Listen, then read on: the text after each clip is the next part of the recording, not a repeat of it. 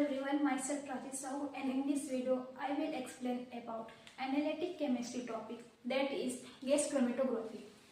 Firstly, chromatography क्या होता है? Chromatography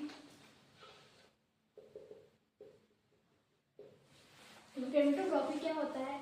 एक मिक्सचर ऑफ कंपोनेंट जहाँ पर प्रेजेंट होते हैं उसको सेपरेट करना, उसको बोलते हैं क्रोमेटोग्राफी। ये जो मिक्सचर है वो किसी भी फेस पे प्रेजेंट हो सकता है, गैस, सॉलिड और लिक्विड, किसी फेस पे ही प्रेजेंट होता है। इसको सेपरेट किया जाता है एज पर द रिक्वायरमेंट, उसको बोलते हैं क्रोमेटोग्राफी। अब एक गैस क्रोमेटोग्राफी क्या होता है? गैस क्रोमेटोग्राफी वो होता है जहाँ पर मोबाइल फेस गैसियस होना चाहिए और स्टेशनरी फेस लिक्विड और सॉलिड, इन दोनों में कोई भी होगा, किसी भी फेस पे होना चाहिए। यहाँ गैसियस अधिकतर हम लोग इनर्ट गैस को लिया जाता है क्योंकि ये ज़्यादा वोलेटाइल हो जाता है, मतलब जल्दी ये गैस मतलब जल्दी ये कन्वर्ट हो जाता है। और यहाँ पर ये एक लिक्विड और सॉलिड, ये कोई भी लॉन्ग कॉलम में लिया जाता है। अब इसका डेफिनेशन देखा जाए तो it is a process of separating individual component from a mixture using gaseous mobile face. Same यही बोला गया है कि सेपरेट किया जाता है इंडिविजुअल कंपाउंड को, कहाँ से? From mixture using gaseous mobile face, मतलब कि मोबाइल फेस अपना गैसियस होना चाहिए। इसके दो टाइप होते हैं, गैस सॉलिड क्रोमेटोग्राफी जिसको GSC भी बोलते हैं, गैस लिक्विड क्रोमेटोग्राफी जिसको GLC बोलते हैं। इस दोनों में डिफरेंस ये है कि मोबाइल फेस दोनों गैस है, पर यहाँ पर स्टेशनरी फेस सॉलिड है तो गैस सॉलिड क्रोमेटोग्राफी बोला गया है। अगर अपने पास स्टेशनरी फेस अगर लिक्विड है तो गैस लिक्विड क्रोमेटोग्राफी बोला गया है। अब इसके प्रिंसिपल के बारे में बात करते हैं। तो इसका प्रिंसिपल अधिक बेस्ड होता है पार्टीशन पे, मीन्स की सेपरेट करना कि कैसे अलग होता है।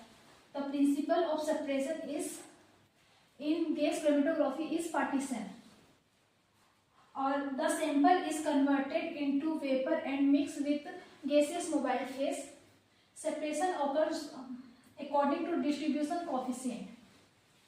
इस लाइन पे ये बोला गया है जो हम लोग सैंपल लेते हैं उस सैंपल को कन्वर्ट किया जाता है वेपर फेस पे, और फिर उसके बाद वो मिक्स किया जाता है गैसियस मोबाइल फेस पे, फिर उसके बाद वो आगे प्रोसेस किया जाता है।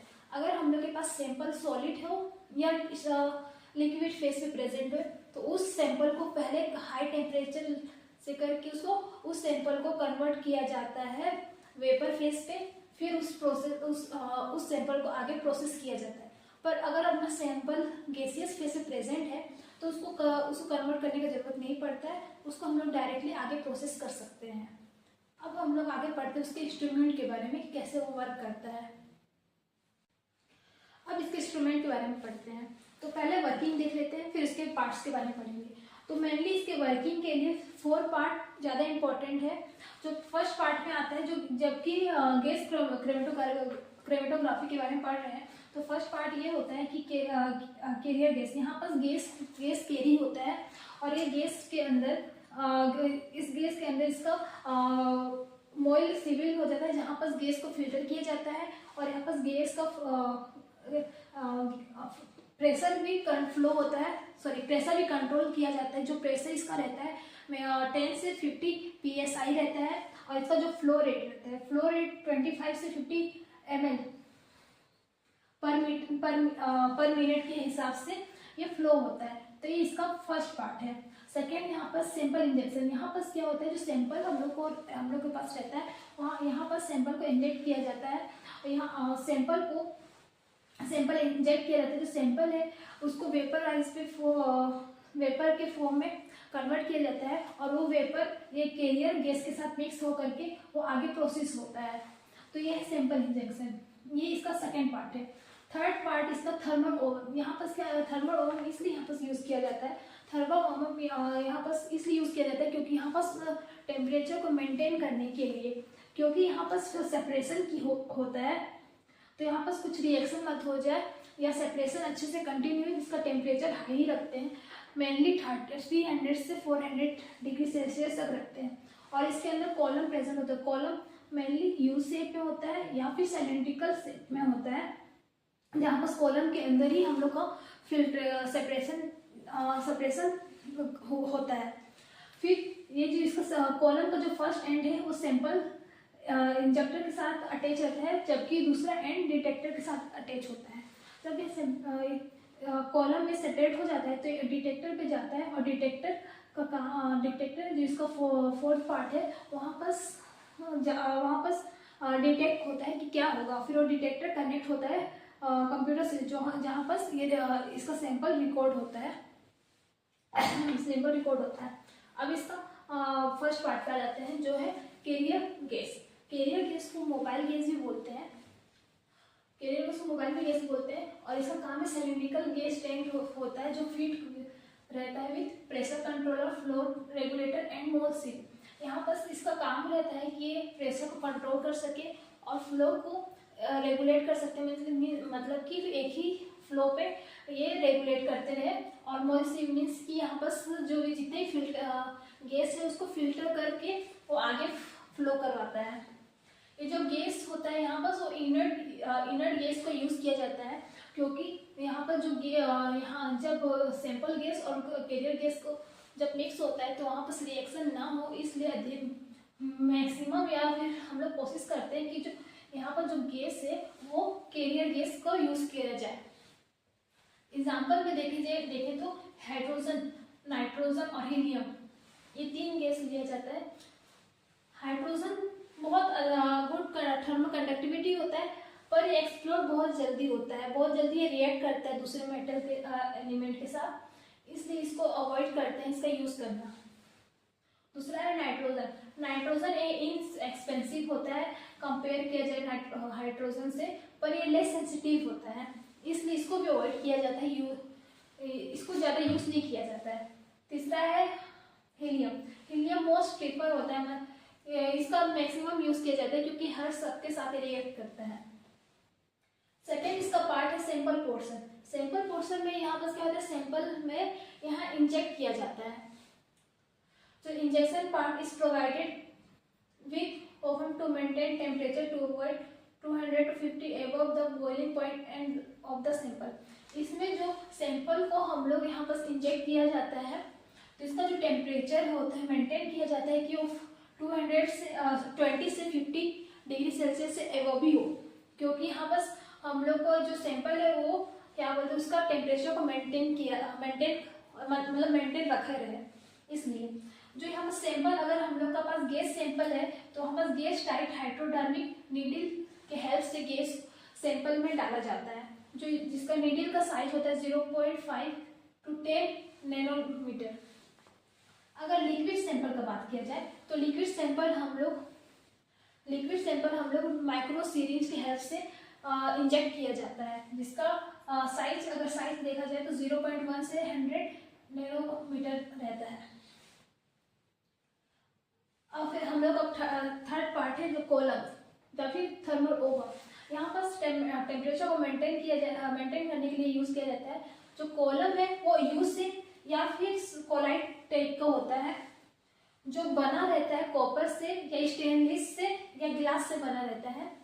और यहाँ पर जो कॉलम में जो स्टेशनरी फेस है वो लिक्विड कंटेन किया जाता है। एग्जाम्पल देखें तो सिलिकॉन ऑयल होता है, पैराफिन ऑयल होएगा, सिलिकॉन रबर गन होता है या फिर कार्बोवैक्सीन होता है। फिर नेक्स्ट है हम लोग का डिटेक्टर। यहाँ पर डिटेक्टर बहुत डिफरेंट टाइप के डिटेक्टर यूज किया जाता है। मेनली मैं यहाँ पर 4 टाइप के डिटेक्टर को एक्सप्लेन करूंगी। फर्स्ट है TCD, जिसको थर्मल कंडक्टिविटी डिटेक्टर बोलते हैं। थर्मल कंडक्टिविटी डिटेक्टर का काम होता है, ये मतलब यूनिवर्सली इसको बोलते हैं क्योंकि हर चीज में ये काम होता है, इसका कोई प्रिसाइज नहीं है। फिर ECD means electron capture detector. Electron capture detector means ये इलेक्ट्रॉन को कैप्चर करता है। और अगर ये हैलाइड ये मैक्सिमम अगर हैलाइड या नाइट्रेट अगर कंपाउंड प्रेजेंट है तो यहाँ पर ECD का यूज किया जाता है। फिर एफटीडी का फुल फॉर्म होता है flame ionization detector. Flame ionization detector means कि यहाँ जहाँ बस ऑर्गेनिक कंपाउंड, अगर सैंपल पे ऑर्गेनिक कंपाउंड प्रेजेंट है तो फ्लेम आयोनाइजेशन डिटेक्टर का यूज किया जाता है। Third FPD means flame photometric detector, जहाँ पर सल्फर सिलिकॉन क्रोमेट ये सब कंपाउंड प्रेजेंट है तो एफपीडी डिटेक्टर का यूज किया जाता है।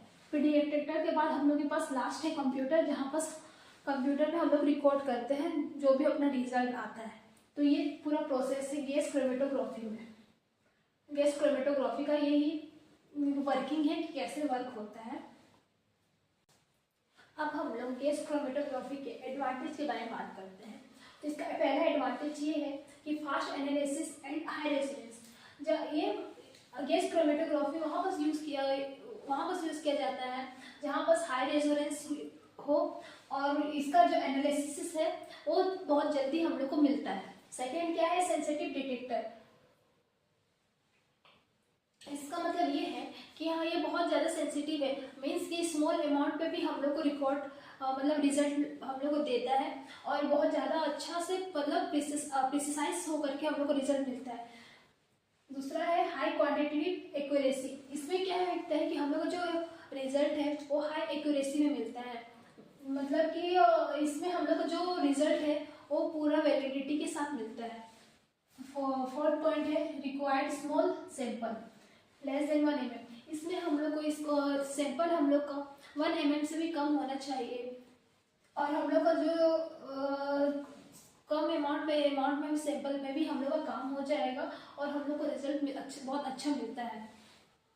इसका एडवांटेज की बात करते हैं तो limited to volatile sample, means कि जो सैंपल बहुत जल्दी वोलेटाइल हो जाता है तो वहाँ पर वो सैंपल के लिए बहुत ही लिमिटेड रहता है और ये बहुत ही कम ही यूज होता है वो। Second, not suitable for sample that degrade at elevated temperature, means इसका हम लोग पिछली बार पढ़े थे कि थर्मल ओवन में जो मैक्सिमम टेम्परेचर होता है 300 से 400 डिग्री होता है।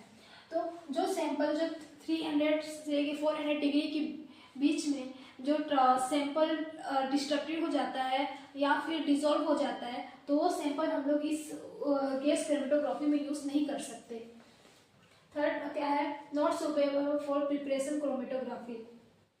इसका मतलब ये है कि जो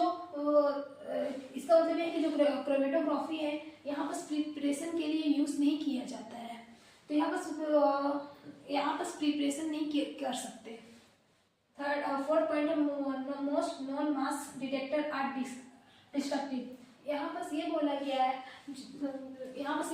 है जो सैंपल हम लोग यूज़ कर रहे हैं, जैसे कि हम लोग सैंपल यूज़ कर रहे हैं और यहाँ पर डिटेक्टर के लिए हम लोग फ्लेम आयोनाइजेशन डिटेक्टर यूज़ कर रहे हैं, तो इसका जो लास्ट रिकॉर्ड होते तक जो सैंपल है वो डिस्ट्रक्ट हो सकता है, तो यहाँ पर वो सब चीज़ ये यूज़ नहीं कर सकते हम लोग, तो इसका डिसएडवांटेज है।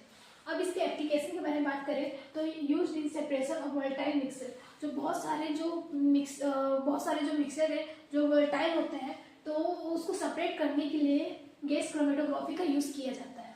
दूसरा एप्लीकेशन ये है कि detection of volatile chemistry in